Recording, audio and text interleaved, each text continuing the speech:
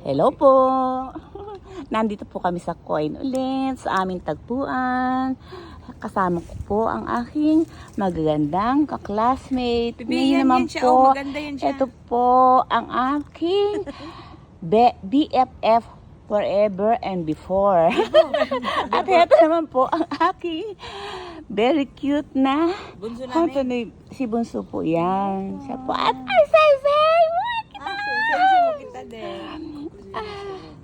Ngayon po, nandito po kami sa Coin at mayroon po akong nakita isang, tignan niyo po itong, ayan po, ano po kaya yan? Tignan niyo po, oh, ganda-ganda niya, no? Good niya, oh. Hindi po ba? Siya po ay tumubo sa itaas ng puno, sa ilalim ng puno na to, yan po. Hindi ko po alam kung anak niya yan or what ba.